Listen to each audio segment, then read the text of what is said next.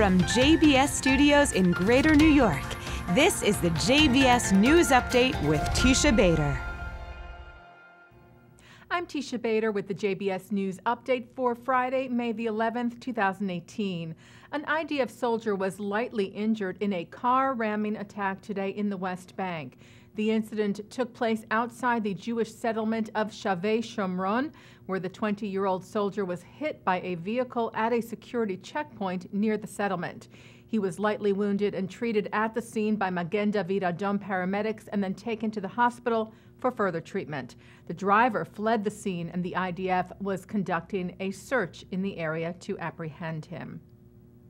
And the IDF today shared aerial photos showing the Iranian intelligence installations in Syria that were targeted yesterday in the massive Israeli airstrikes, which were in response to some 20 missiles shot at northern Israel shortly before, forcing residents of the Golan Heights into their safe rooms. As we reported to you, 4 of those missiles sent from Syria were intercepted by the Iron Dome missile defense battery. The others fell short, landing in Syrian territory, and there was no injury on the Israeli side. The so-called Operation House of Cards, the IDF said, was to cripple Iran's military presence in Syria in response. And Israeli Prime Minister Benjamin Netanyahu posted a video on his Facebook page today responding to the Iran attack. The Prime Minister said in Hebrew, "I set a basic principle. Whoever hits us, we hit him. We're in an ongoing campaign and we'll win it." He also expressed his gratitude to the United States, Germany, the UK, and France for supporting Israel's right to act and defend itself. Meanwhile, Israeli Ambassador to the United Nations, Dani Danon, called on the UN General Secretary Antonio Guterres and the Security Council to condemn the Iranian missile attack on the Golan. In a letter to the UN chief, Danon said the international community must not stand idly by while a tyrannical regime attacks a sovereign nation and continues to threaten the very existence of a member state of the United Nations. He said Israel is not interested in escalation, but under no circumstances will we allow Iran to establish a military presence in Syria whose purpose is to attack Israel and to deteriorate an already fragile situation in the region.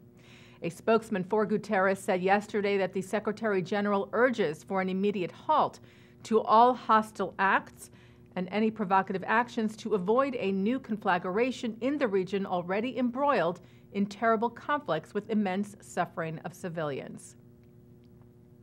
3 Israelis were detained by IDF troops today after they attempted to fly a flaming kite toward Gaza. The kite fell short and started a small fire near Kibbutz Nachal Oz on the Israeli side. The 3 are said to be far-right activists, and their actions were strongly condemned.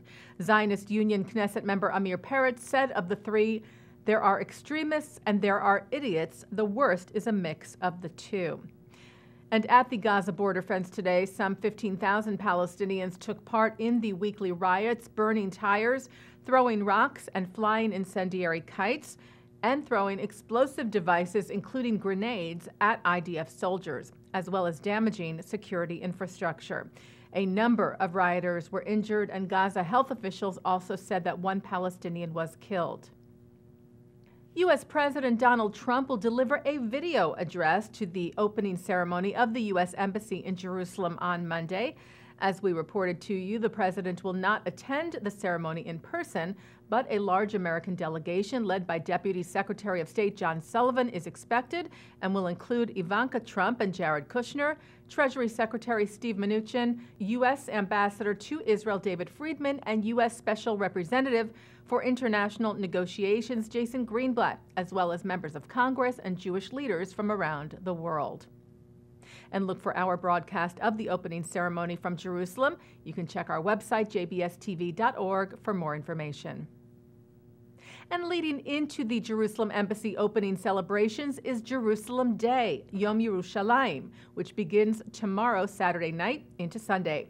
The Israeli national holiday commemorates the reunification of Jerusalem in 1967. Israel police will be on extra high alert as more people than usual are expected to turn out for the holiday, given this year is also the 70th anniversary of the State of Israel. Marches traditionally begin through the Damascus Gate and the Jaffa Gate and into the Old City, ending at the Western Wall. An official event will also be held at Ammunition Hill in Jerusalem, where Prime Minister Netanyahu will deliver a speech. And taking a look now at our programming for tonight on JBS for Friday, May the 11th, live Shabbat services are coming up at 6 o'clock from New York City's Central Synagogue, followed by a concert from the Yamin Ord Youth Choir. At 8, historian and author Simon Schama discusses part 2 of his BBC PBS television series, The Story of the Jews.